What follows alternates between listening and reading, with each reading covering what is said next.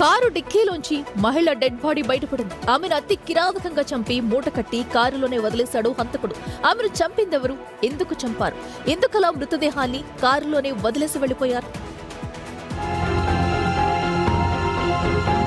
హన్మకొండ జిల్లాలో car డిక్కీలో dead body కలకలం రేపింది. ఎలకతుర్తి దగ్గర పార్కు చేసిన కారులో నుంచి దుర్వాసన రావడంతో స్థానికులు పోలీసులకు సమాచారం ఇచ్చారు. డిక్కీ తెరిచి చూడగా యువతి డెడ్ బాడీ కనిపించింది. నిర్మానుష్య ప్రదేశంలో 3 రోజులుగా కారు పార్క్ చేసి ఉంది.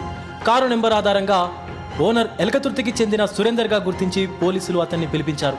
సురేందర్ కొద్ది రోజుల క్రితమే ఇదే ప్రాంతానికి చెందిన సాఫ్ట్వేర్ ఎంప్లాయ్ వినోద్కు కారును అద్దెకిచ్చినట్లు చెప్పాడు. అతని దగ్గరున్న మరో తాళంతో కారు డిక్కీ ఓపెన్ చేయడంతో అంతా షాక్ అయ్యే సీన్ కనిపించింది. కారు డిక్కీలో మహిళ మృతదేహం లభ్యమైంది. ఆమెను గోదావరి ఖనికి చెందిన మానసగా గుర్తించారు. మానస హత్య కరీంనగర్లో జరిగినట్లు ప్రాథమిక విచారణలో గుర్తించారు పోలీసులు. శవంతో 70 కిలోమీటర్లు ట్రావెల్ చేసి ఇక్కడెందుకు వదిలేశారనే కోణంలో విచారణ కొనసాగుతోంది. కారు డిక్కీలో పెట్టి మృతదేహాన్ని డిస్పోజ్ చేసేందుకు ప్రయత్నించినట్లు తెలిసింది. మానస తల్లిదండ్రుల నుంచి ఫిర్యాదు తీసుకుని పోలీసులు విచారిస్తున్నారు. ఈ హత్య ఘటనలో ప్రధాన నిందితుడిగా భావిస్తున్న వినోద్ని అదుపులోకి తీసుకుని పోలీసులు విచారిస్తున్నారు.